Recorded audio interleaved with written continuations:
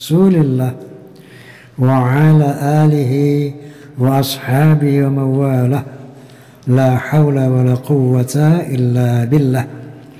Amma ba'd, sebagaimana biasa saya ingin menyapa fans of Roma Insoneta Forza, yang kedua Forum Silaturahmi Takmir Masjid dan Musola Indonesia Fahmi Tamami, yang ketiga PAMDI Persatuan Artis Dangdut Indonesia, kemudian yang kelima PWI LS Perjuangan Wali Songo Indonesia Laskar Sabilillah, dan pejabat Persatuan Pengacara dan Jawara Bela Umat, juga PIN Perisai Idaman Nasional dan Klaners. Seluruh pemirsa di mana saja Anda berada, rahimakumullah. Kita masih membahas dalam rangkaian Ba'alawi, karena memang sampai sekarang masih ada saja ya bantahan-bantahan yang ternyata memang belum bisa membuat antitesis dari Kiai Haji Imaduddin Utsman, dan yang terpenting belum ada yang bisa menyangkal batalnya nasab dari jurusan DNA secara biologis. Tetap sampai saat ini terkonfirmasi bahwa kaum Ba'alawi haplogrupnya adalah G, sementara Rasulullah SAW itu J1. Nah, kemudian juga dari filologi juga belum ada yang bisa menyangkal. Sebetulnya masalah nasab ini bisa dikatakan selesai.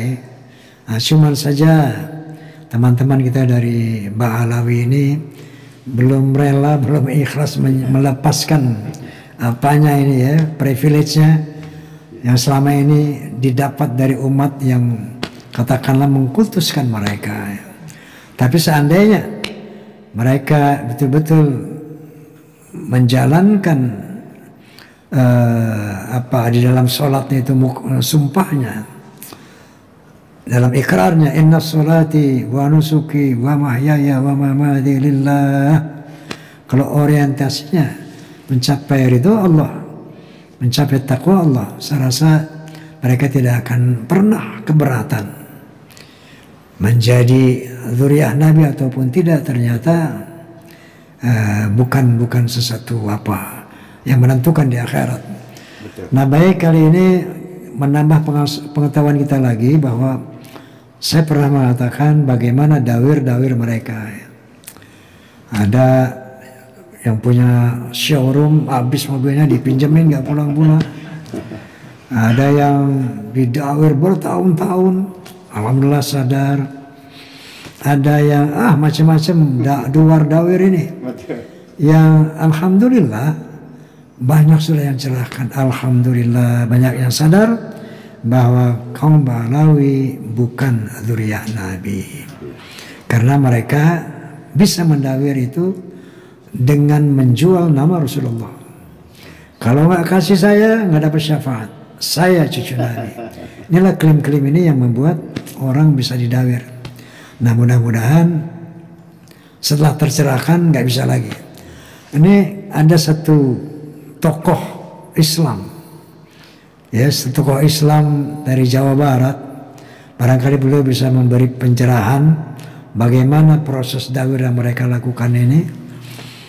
Tepuk tangan buat Abah Satu. Assalamualaikum Abah. Waalaikumsalam warahmatullahi wabarakatuh. Alhamdulillah Abah bisa hadir di sini. Alhamdulillah Pak Haji. Ya, akhirnya bertemu dengan idola saya. Ya. Saya dengar Abah juga ketua dari PWI Jawa Barat. Untuk Jawa Barat, betul Pak Haji. Masya Allah, ya. Alhamdulillah, Alhamdulillah. PWI ini memang sudah sangat solid di seluruh Indonesia. Insya Allah. Ya. Ya, mudah-mudahan perjuangan Wali Songo memang bertujuan untuk melestarikan eksistensi Wali Songo, kemudian perjuangan Wali Songo mengislamkan Indonesia sehingga tidak diklaim oleh kelompok-kelompok lain seperti Ba'alawi yang mengklaim Wali Songo adalah Ba'alawi, bahwa sebelum Wali Songo mereka yang mengislamkan bla bla bla. Maka perjuangan Wali Songo Indonesia itu menjadi satu perjuangan yang sahih yang harus dilakukan oleh umat Islam di Indonesia. Jadi alhamdulillah Abah ini mimpin Jawa Barat begitu Abah ya. Barangkali sebelum itu barangkali bisa dijelaskan tentang PWI di Jawa Barat, perkembangannya bagaimana? Ya. Assalamualaikum warahmatullahi wabarakatuh. Waalaikumsalam. A'udzubillahi minasyaitonirrajim. Bismillahirrahmanirrahim. Alhamdulillahirabbil alamin. Wassalatu wassalamu ala asyrafil anbiya'i wal mursalin sayyidina wa habibina wa syafi'ina wa maulana Muhammadin wa ala alihi wa sahbihi ajmain. Subhanaka la ilma lana illa ma 'allamtana innaka antal alimul hakim. La haula wala quwwata illa billahil aliyil azim. Baik Bang Haji, pertama Abah mengucapkan terima kasih. Barangkali dari sekian banyak yang saya tonton daripada Bisikan Roma, Abahlah narasumber barangkali yang sebetulnya bukan siapa-siapa gitu kan tadi semua. Ya, tetapi pada dasarnya sebagaimana betul yang Bang Haji sampaikan, Abah setuju dengan Bang Haji bahwa sesungguhnya berdasarkan dari segi ilmiah, keilmuan, baik itu dari segi genetika, dari segi filologi, dari segi sejarah, dari segi ilmu nasab, sebetulnya sudah selesai. Abah setuju. Tetapi barangkali betul juga yang disampaikan Bang Haji, karena barangkali saudara kita dari kaum Ba'alawi ini sudah sekian puluh tahun merasakan kenikmatan adalah menggunakan dengan status nasabnya, adalah bahkan mungkin Abah nanti akan sedikit ceritakan bagaimana Abah 15 tahun seolah-olah dimanfaatkan oleh mereka. Abah ini adalah muhibbin berat tadi semua. Yang Abah sampaikan tadi ke Bang Haji, ada udah lebih 1 miliar dari Abah ini semua. Saking ingin memastikan, Abah belum lama ini kan menyampaikan, sampai barangkali kalau lihat podcast Abah menantang kepada siapapun dari mereka yang mendukung Ba'alawi yang bisa menunjukkan bahwa Sayyid Ahmad bin Isa itu pernah hijrah ke Yaman. Kata Abah, saya siapkan 200 juta. Sampai hari ini Bang Haji tidak ada yang datang. Bahkan Abah tambahkan lagi waktu itu, kalau seandainya kalau perlu Abah tambahkan lagi, kata Abah, ini tambah pelfire lah, karena ingin selesai Bang Haji. Karena masalah ini melelahkan buat bangsa dan negara Indonesia. Nah, sebelumnya Abah ingin disclaimer dulu, Abah bukan ulama, ya, Abah juga bukan siapa-siapa. Artinya bahwa kalau kita berdasarkan secara keilmuan, harusnya bahwa ahli filologi sudah ada dan sudah menyatakan, ahli DNA Dr. Sugeng juga sudah menyampaikan. Kemudian juga ahli nasab Kiai Imaduddin Usman sudah sedemikian jelas menyampaikan. Jadi kalau menurut Abah memang seharusnya memang ini sudah selesai, tetapi adalah butuh waktu barangkali buat Ba'alawi untuk menyadari ini. Sampai Abah membuat kesimpulan bahwa sesungguhnya di Indonesia ini terbagi Bang Haji 2 kelompok ulama. Ya. Kenapa ada sebagian saudara kita, guru-guru kita masih ngotot bertahan dengan Ba'alawi? Setelah Abah mengadakan kajian, ternyata ada 2 kelompok ulama baik di Indonesia maupun internasional. Yang pertama yang berpegang kepada ulama ulumuddin adalah monodisiplin, dan kebanyakan dari mereka itu adalah berpegang kepada fikih abad pertengahan. Jadi selalu tentang haram dan halal gitu. Tetapi ada sebagian ulama yang sudah justru menolak Ba'alawi itu. Kalau Abah kaji, kelompokan mereka semua adalah sudah ada pada ad-dirasah al-islamiyah, lebih kepada multidisiplin. Jadi 2 kelompok ini yang dari ulama ini yang sampai hari ini bisa terasa. Kemudian Abah mendapatkan mandat untuk Jawa Barat, sebagaimana pertanyaan Bang Haji tadi. Alhamdulillah sekarang di Jawa Barat yang sudah terbentuk kepengurusan ini sudah 12 kabupaten. Kita sudah terbentuk 12 kabupaten, dan walaupun begitu kita Abah punya target adalah minimal 20 kabupaten di Jawa Barat. adalah harus perjuangan Wali Songo itu punya struktur yang baik. Tetapi pada dasarnya kembali, apapun yang kita ingin sampaikan adalah bukan dalam rangka untuk menjelekkan siapapun, tetapi yang ingin kita sampaikan adalah fakta-fakta, adalah untuk memberikan pencerdasan atau adalah pengarahan kepada masyarakat jangan sampai menjadi korban seperti Abah gitu. Nah itu Bang Haji. Iya. Kira-kira ini bahasa korban ini loh. Ini artinya memang kita sering dengar bahasa korban dawir ini begitu viral ya. Betul. Jadi ternyata salah satu cara mereka ini untuk mempertahankan nasabnya barangkali dawir ini. Iya. Kalau mereka ngaku habis nih dawirannya. Mungkin itu ya sehingga mereka berat untuk melepaskan pengakuannya itu sebagai cucu Nabi, bukan dzurriyyah Nabi. Betul. Karena ternyata memang viral dawir-dawir di mana-mana ini puluhan juta, ratusan juta, sampai abang matan beliau habis 1 M. 1 M loh, jangan sampai ada Rolex palsu di saya. Dijual 50 juta, begitu saya cek ternyata 500.000. Iya Bang Haji. Iya.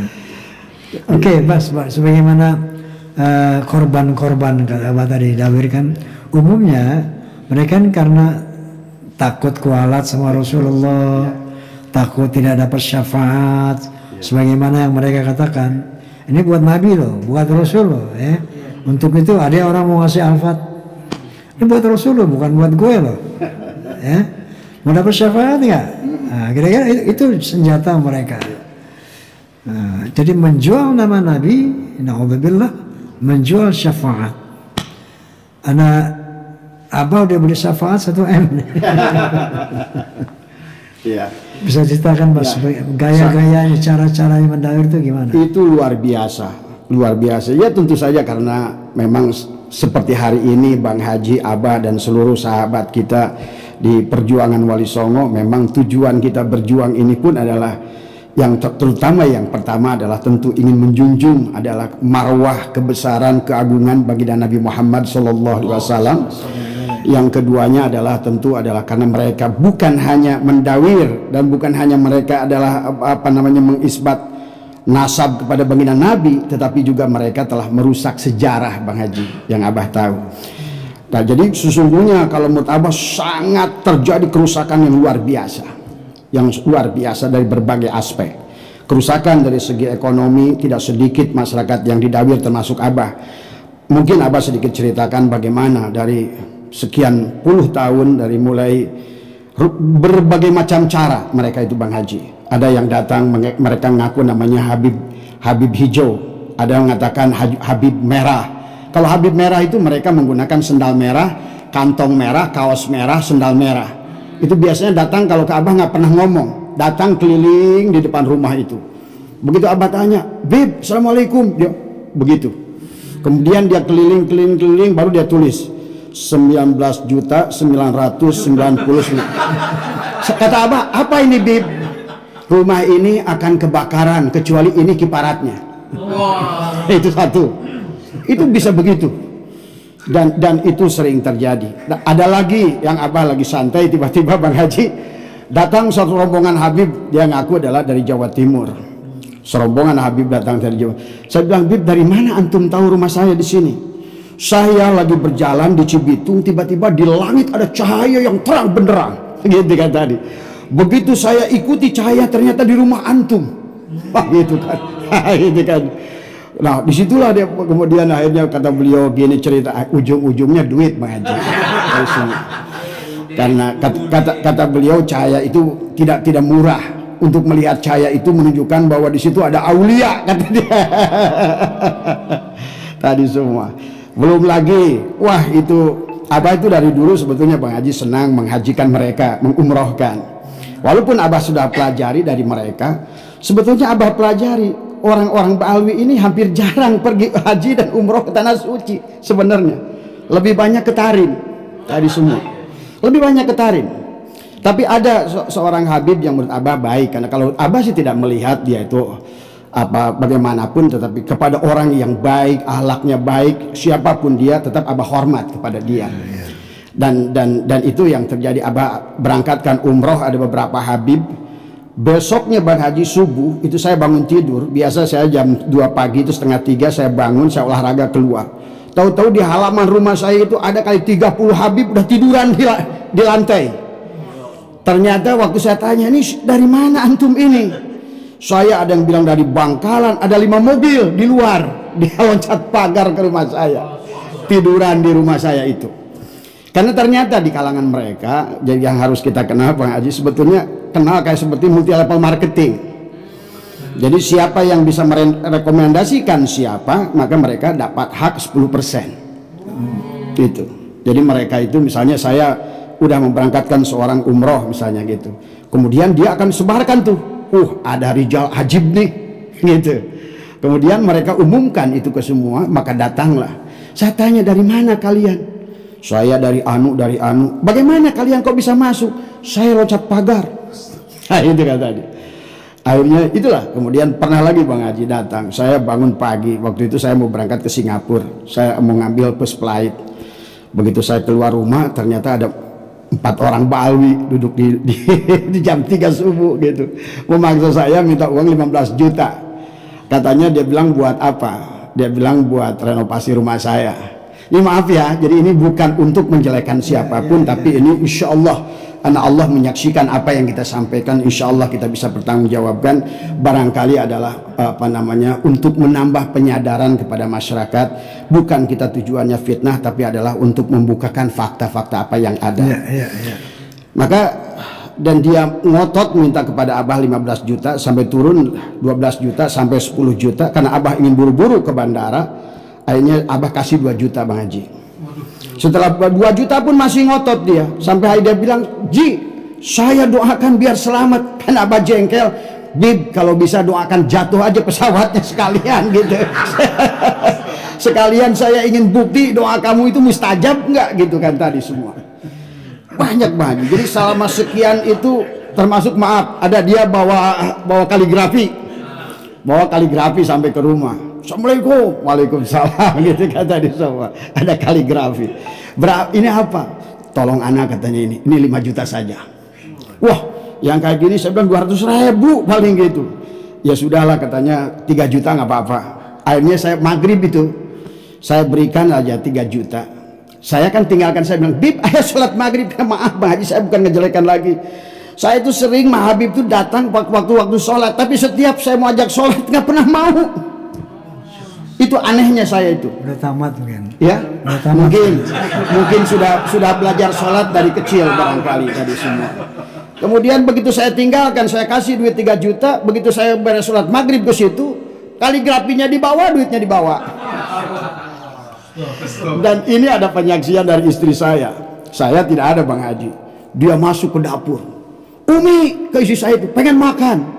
Istri saya telepon saya sewaktu itu di Surabaya, Pak ini kenal gak dengan Habib Anu, katanya gitu kan. Saya bilang gak tahu, saya bilang tadi. Dia langsung datang ke dapur makan. Maaf ya. Ini adalah sebetulnya maka kenapa Abah berjuang luar biasa, karena Abah merasakan betapa satu, kalau menurut Abah tidak apa-apa memberi Bang Haji. Ya tidak ada masalah, tetapi pada saat dikaitkan beliau itu kepada duriat Nabi, yang dikhawatirkan adalah akhirnya mereka itu merusak daripada marwah baginda Nabi itu sendiri. Ya, dan ini kalau Abah ceritakan, maka di Abah kalau Bang Haji kapan nanti mampir, ada tongkat Sunan Ampel yang mereka jual 7 juta. Ternyata hanya dari bambu biasa. Kata beliau, saya itu pulang dari makam Sunan Ampel dan dia bilang ini tolong antarkan ke Abah Setu. Tapi maharnya adalah 5 juta. Ada batu, nanti ada Quran yang dia bilang sudah hampir 300 tahun tadi semua, dan itu saya bayar hampir 47 juta Bang Haji tadi semua. Ternyata begitu saya cek, ternyata juga artinya bahwa sebenarnya mungkin yang seperti saya ini banyak sebenarnya, karena saking cintanya pada Rasulullah Kita sudah nggak peduli lagi kadang-kadang dengan perbuatan dan akhlak mereka dahulu itu tadi semua. Sampai Kiai Imaduddin datang, itulah yang menyadarkan kita. Ini kalau tidak dihentikan bahaya kepada kita dan kepada mereka. Karena saya selalu berharap Bang Haji dan selalu berdoa, ya Allah semoga Bali ini diberikan penyadaran. Karena saya khawatir tadi semua. Sampai Abah pernah live kata Abah, demi Allah bahwa mereka itu sedikit pun tidak bisa memberikan syafaat, karena fakta di dunia saja mereka sudah cari syafaat kemana-mana tiap hari. Itu yang saya rasakan Bang Haji tadi semua ya. Dan 2 tahun lebih Abah mempelajari dari aspek sejarah, sampai Abah punya teman ada termasuk juga di Yaman, termasuk di Palestina, di beberapa negara. Sebelum ke sejarah ya. Sebelum sejarah ya. Mohon maaf punten ya. Masalah dawir tadi. Ini menarik sekali bahwa dawir ini satu ya, efek daripada pengakuan dia sebagai cucu Nabi. Betul, betul. Ini korbannya luar biasa banyaknya. Nah kita berkewajiban menyelamatkan umat dari pemerasan ini. Ada satu orang ngadu kepada saya. Alhamdulillah udah tercerahkan lah. Dulu itu ada dibilang di Jakarta namanya Wan Sehon. Wan Sehon itu Habib katanya. Nah ini dia minta diundang. Jadi ada timnya tuh. Dia Wan Sehon ini ternyata udah jadi komoditi. Masya Allah. Nah karena dia tuh wali Bang Haji gitu kan. Nah, dia bertanya sama saya. Saya waktu itu bayar 100 juta Bang Haji. Dari timnya itu Wan Sehon datangin, ini waliullah, wali kutub dibilang, wali majdub. Kalau datang nih keberkahannya luar biasa. Belum tiket pesawat, belum hotel dan honor khusus wali majdub ini 100 juta. Artinya ini bisa menjadi komoditi kan. Dari mana ini bisa masyhur? Ternyata ini saya perlu jelaskan juga kepada umat ya. Ini Wan Sehon ini pernah datang ke saya juga. Cuman nggak berlaku apa karomahnya tuh nggak bisa ngedawir saya gitu. Nah ada seorang ustadz namanya nggak usah saya sebut lah ya, saya jaga kehormatan dia. Dia bilang bahwa itu saya disuruh beli mobil Fortuner sama Wan Sehon, cuman pakai daun. Daun dimasukin ke dalam tas, lalu kita datang ke toko mobil itu, ke showroom. Begitu di sana dibuka jadi duit. Jadi dikenallah, termasyurlah Wan Sehon beli mobil pakai daun. Ini disebarkan dan banyak orang percaya. Nah, saya konfirmasi Ustadz ini di satu tablik akbar, kemudian dia hadir. Ustadznya mengatakan dia disuruh beli pakai daun itu, kan viral di YouTube. Saya bilang, Ustadz, coba Anda katakan yang sebenarnya, bersumpah atas nama Allah. Kalau Anda bohong, dilaknat oleh Allah. Di depan umum, di depan tablik. Coba pernyataan Anda dulu itu benar nggak? Bahwa Habib Sehon beli mobil pakai daun, benar apa tidak? Enggak benar Bang Haji. Jadi kamu bohong? Iya saya bohong Bang Haji. Nah ini, jadi ada seperti satu satu lo suruh bohong gini, lo suruh bohong gini ya. Ini jadi ternyata jadi komoditi. Betul. Masya Allah wali majdub. Sementara yang namanya wali itu qala ta'ala, ala inna awliya Allah la khafun alaihim wa lahum zanadun alladzina amanu wa kanu yattaqun lahumul busyra fil hayati dunya fil akhirah. Kata Allah Subhanahu wa taala, kata waliullah itu la khafun alaihim wa lahum zanadun, enggak punya rasa takut atas masa depan dan tidak punya duka cita atas apa yang terjadi. Alladzina amanu wa kanu yattaqun, dia beriman dan bertakwa. Beriman bertakwa. Ini kalau nggak ada ciri ini bukan wali gitu. Lalu dikatakan ini karena cintanya kepada Allah luar biasa sampai jadi gila. Sehingga diamnya saja ibadah. Saya katakan, laqad kana lakum fi Rasulillahi uswatun hasanah. Sesungguhnya pada diri Nabi itu terdapat keteladanan dari perilaku.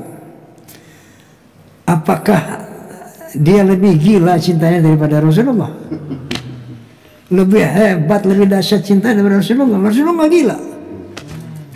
Lagi astagfirullahaladzim, inilah buatan-buatan orang dengan tendensi-tendensi tertentu ternyata untuk dijadikan komoditi. Nah ini yang perlu disampaikan kepada umat ya. Ada orang gila pakai sawat doang. Betul. Disembah-sembah wali majdub. Inna lillahi wa inna ilaihi raji'un.